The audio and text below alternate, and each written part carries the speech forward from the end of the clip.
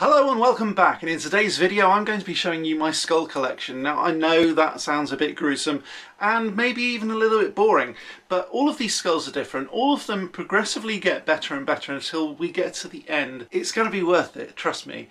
It's really cool, it's programmed myself and it interacts with my smart home. His name is Ferdinand. He will be introduced in just a moment, but before we get there I just wanted to start probably with the smallest going up to some of the biggest, and then some things that, although they're skulls, they also contain the rest of the skeleton as well. You'll see, you'll see. Hang around, it's worth it. So we're going to start out with a really tiny one. This one came from Florida. I think it was about $5 from Nocturne Alley, the Wizarding World of Harry Potter in Florida. This one is awesome. It's really small, but it's one of my favourites because I've got 3 of them over on my wand weighing machine, and I think the detail for the size of it is kind of incredible. Hopefully that can be picked up on camera. It looks pretty good on the viewfinder, so hopefully that's going to come out quite nicely. It's got some weight behind it. It was about $5, as I said. Although it's only the first top half of the skull, it doesn't actually include the jaw. I think these are really nice. I kind of like the idea that maybe they're like pixie skulls or something like that, but they certainly make the wand weighing machine a bit more interesting than the just sort of bare flat thing. That's one of the reasons that I love it. Number 2 is my crystal skull, again from Florida, again from Nocturne Alley, and this one I think was, yeah, $12.95. It's quite nice. It's a bit different because it is made of crystal, or actually probably just resin, but yeah, I really like the detail on it. Again, it's a slightly stylized skull. It's not very realistic, but then again it is made of resin, so it's not supposed to be realistic perhaps.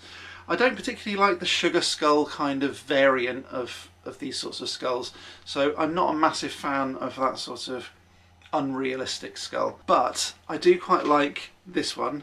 My wife picked it up actually, she was the one who recommended that we get it, and I thought, yeah, okay, why not, we've got lots of other skulls. I'll show you some of those other skulls now. This is possibly one of my least favourite skulls, not because it's bad, but just because it's very small and it's very clean. Now, as you'll tell from some of my other skulls, clean isn't really what I do, generally speaking. So this one has a spring at the bottom here, which does at least allow it to talk.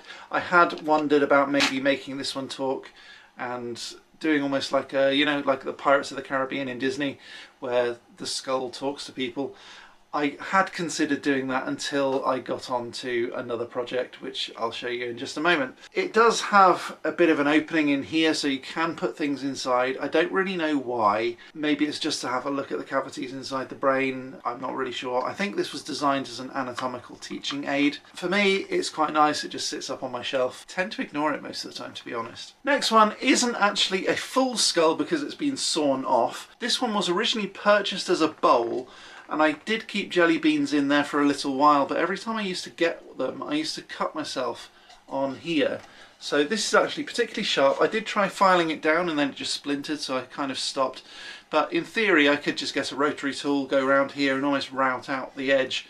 But I think what's kind of happened, rather than using like a decent mould or anything like that, it's either a flat mould that someone's created using resin and just sort of stopped it there and only poured up to that level, which is fairly likely, or they may have casted a full-size skull and just chopped it off in order to get into here and use it as a bowl. The other thing was I did fill it up with water to see whether it was waterproof. It isn't. There are cavities in here that do actually leak, so all round it's not that great as a bowl. I might put like a mandrake or something, or some sort of sculpture in there, so that then you have all the leaves sort of spilling out. I think that would look quite good, and because it's inside the man cave, there's not any natural light, I would need to make sure that it would be a fake plant so I didn't kill anything. But I do like this one generally as a bit of a decoration. As a practical tool, rubbish. Okay, moving on to the next one then. Now, it may surprise you to know that this one is not my favourite, not even close actually. I wouldn't have bought any of these things if I didn't actually like them, so I do like it. And this one was €20 from Disneyland Paris. It's a jack-o'-lantern in the shape of Jack Skellington's head. It's also got a hole here for a bit of air vent. Okay, I like it. You know, you put the candle in the back and it's a jack-o'-lantern. You know, I don't really know what more to say about it, except that I think fundamentally the design is flawed. And I'll tell you why. As you can tell, in order to get this sort of effect of Jack Skellington, all of the eye sockets, all of the nose and the mouth has to be black. The problem with that is that as soon as you put a candle in the back here and light it, the black absorbs all of the light. It doesn't reflect. And because it doesn't reflect, it doesn't come out of any of these holes. And because it doesn't come out of any of those holes, it doesn't really look like a jack-o'-lantern. It kind of makes a promise that it can't deliver on. And that's one of the reasons why this is not my favourite skull. Another skull here. Now this one I call Yorick because he's a life-size skull and he actually has a jaw, but it's not attached, so you can sort of still make him talk like this. This jawbone here though is actually again sawn off, and I think that's just so that he sits on the shelf quite nicely, which is fine. I didn't do it, but it's fine. He does just pretty much sit in the corner and just sort of look like this most of the time. Sometimes if I'm feeling a bit fruity, I might sort of do this just to give him a bit of a weird expression. I think it's fun, but not my favourite. Again, not bad, but not my favourite. Now we're going to start moving on to the not just skulls thing. The first one I'd like to show you is this little dude, and he's got a top hat for a very specific reason that you'll see at the end of this video. But he's got a top hat. This is my skeleton on the toilet reading a book. And it's very much my sense of humour. I think it's kind of cool. I think it's quirky.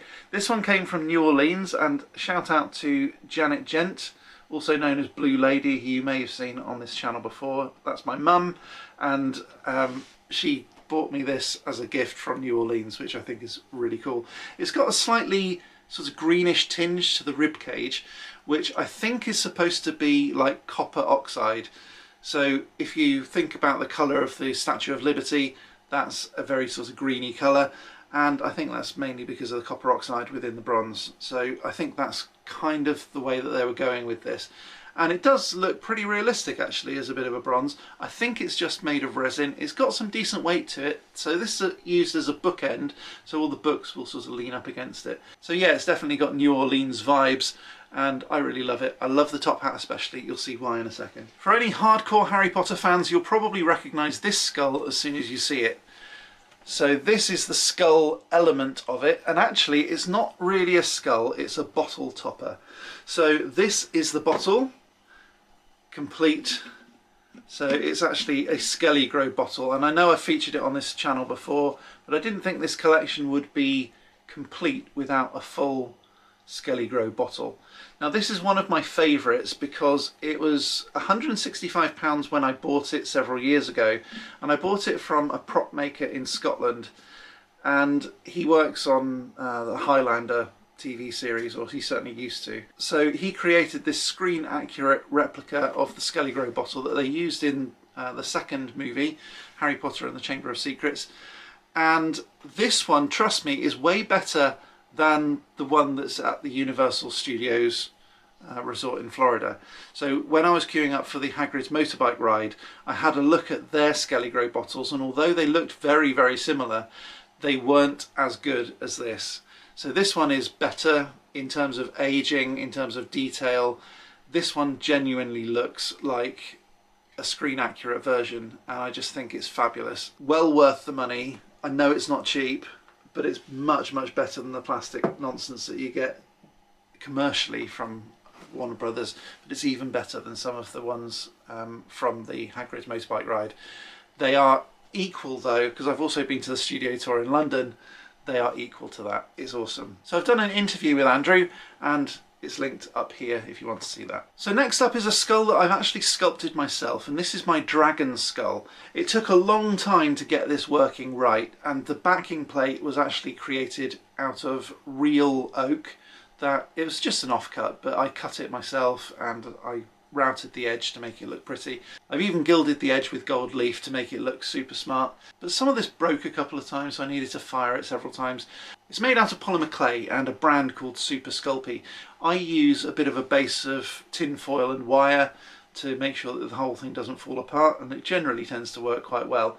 But I did have to bake it probably 8 or 9 times to make sure that it was all done sequentially and correct. I also painted it several times in various different colour schemes, including a sugar skull design that I just really didn't like. It worked brilliantly under the black light. It did kind of glow, but it looked a little bit weird, and I just don't know whether it's me not being able to paint them very well. I don't think it's that, or whether it just didn't really suit that design, and I think that's probably more the case. But either way, I stripped off all the paint, I painted it again, and then I sort of dirtied it up, and I think it looks great on the wall now. Then finally we have Ferdinand. He's my talking skull, and he started his life as a Halloween decoration. I've done a whole video about Ferdinand up here with what he does, how he does it, and all of the links are down in the description for all of the code, but not in this video, in the video that I've linked up there. So have a look over there if that's the sort of thing that you want to do. He reacts to my smart home, so when I open the door he greets me. Even when I'm recording this video he said, "Ah, it's YouTube, time for my close-up." And when I stop then he says, "Oh, so you've finished, you're going to leave me alone." He's very, very grumpy, but he does at least wish me happy birthday on my birthday. He says Christmassy things at Christmas, Halloweeny things at Halloween. He's just awesome, and he says a whole load of cool things depending on the context of whether I turn on the fireplace or the ice maker. I turned on the ice maker when my mum was over on Sunday, and Ferdinand just said, "Oh great, you've summoned ice. Ugh, the pinnacle of all magical skill." So he's really sarcastic. He says all of these cool things. Eventually I'm going to link him up to artificial intelligence and a custom voice so that he can pretty much say anything that I want him to say. At the moment it's all reliant on MP3s. He's got over 1,000 things that he says at the moment, so he is growing all the time. But the cool thing is as well, you know this top hat of this dude? Well, he's got a top hat as well, and I think that that's a really nice feature. He's actually got a whole load of different hats that I've crafted, so let me show you some of those. So for Valentine's Day he's got his little Valentine's Day bubbles to get into the spirit. All of these things velcro onto the top of his head. So this is his Halloween hat. Some of these are just hairbands that have been adapted, but all of these have been made custom for him. This one is his Christmas hat, as you can probably tell. And because his head is not quite the same size as a human, I can't just buy normal hats for him. So I've got to make all these custom myself. So this one started out as a normal Santa hat, and I had to cut it and glue it and sew it and all of that sort of stuff in order to make sure that this would suit his head. And it does. It looks a bit janky on there, but that just totally suits his character. And the fact that it sort of sticks up in the air a bit awkwardly, I think that's all part of the fun, really. But yeah, I love Ferdinand and I think he's awesome. Now if you've watched this far, you probably like this video, and so you might want to see it before everybody else. If you do, you can become a member for £1.99 per month. All of the details are down in the description. If you didn't like this video, or if you're just here for free, click that like button, subscribe and ding that bell. All of that stuff is completely free, but it does really help me out a lot. Thanks ever so much for watching. I'll be back next time with some more magical awesomeness. But until next time, as always, Stay magical.